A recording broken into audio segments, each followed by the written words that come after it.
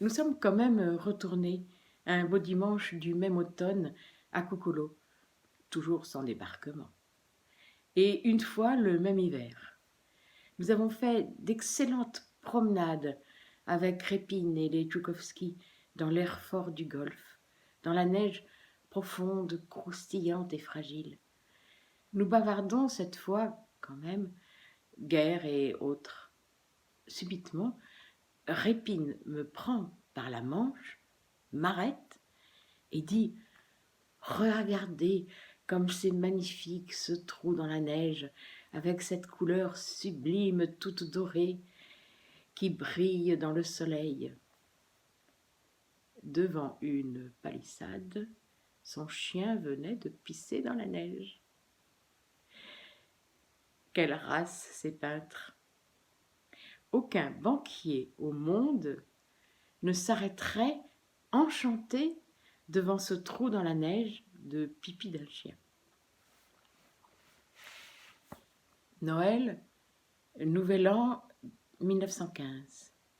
Beaucoup de travail. La guerre fait travailler aussi les peintres. Et comment? Dessins de guerre, dessins politiques, des caricatures sur la guerre. Je travaille pour le grand hebdomadaire Le Soleil de Russie, dans Loukonorie et autres. J'expose dans la société Le Monde de l'Art, qui sélectionne les meilleurs artistes du moment, et dans un salon permanent d'une galerie sur le champ de Mars. Cela se vend, je leur en apporte d'autres. Dans Le Soleil de Russie, ce journal, j'ai commenté avec un large cadre très impérialiste entourant la déclaration, le manifeste de la guerre signé par Nicolas II.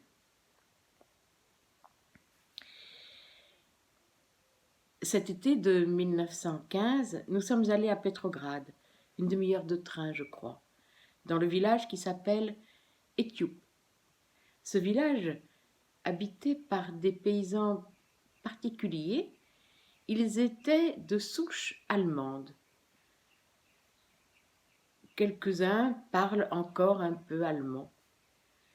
Un grand champ derrière la villa, forêt, un cheval noir chez le propriétaire avec une voiture. Vous voyez ce que cela veut dire. Des amis de Petrograd viennent nous voir. Je les attends à la gare avec ma voiture comme un vrai châtelain. J'ai un splendide vélo, brillant dans le soleil, reçu en paiement pour une commande de dessin. Je roule en liberté, en chantant, souvent avec un des garçons sur le guidon.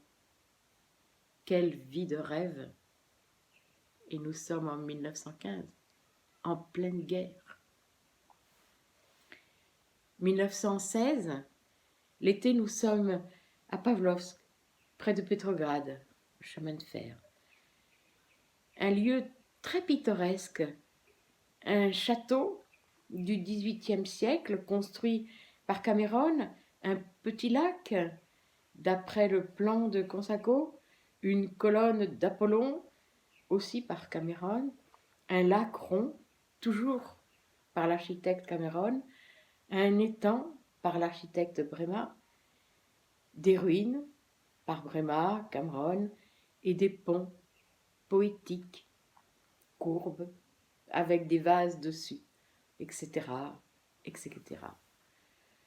Construction, paysage, lac, etc. Tout cela par des grands architectes italiens et russes.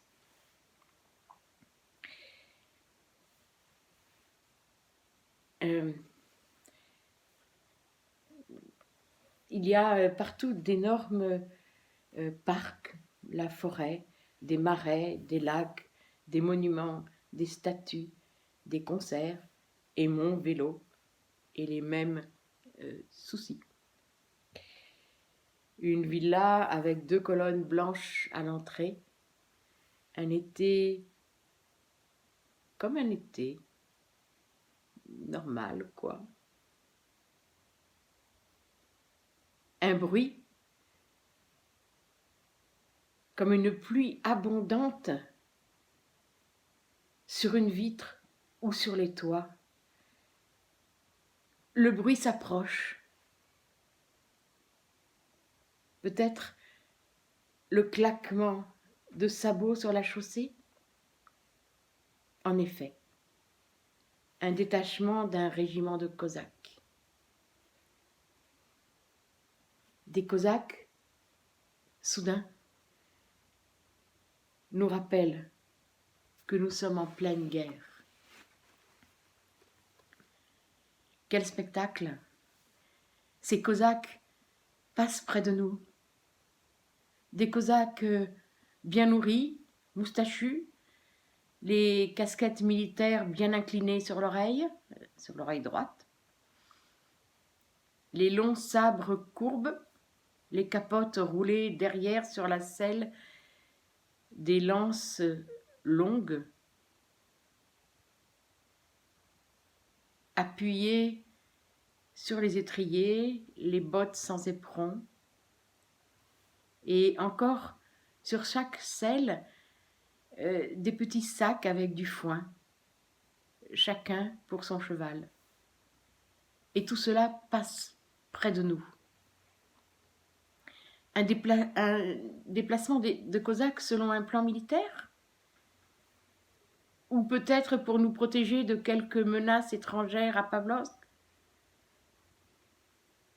Et comme dans un éclair, je me rappelle Moscou 1905, moi étudiant de l'université impériale. Nous assistons à un grand meeting d'étudiants dans le grand manège en face de l'université. Et subitement, un bruit de sabots, nous sommes balayés et dispersés par une masse de Cosaques. Moi, je cours en rasant les murs des maisons et derrière, assez loin, le bruit de claquement des sabots sur les pierres moscovites de la rue. À la vérité, j'ai couru vite, comme un lapin.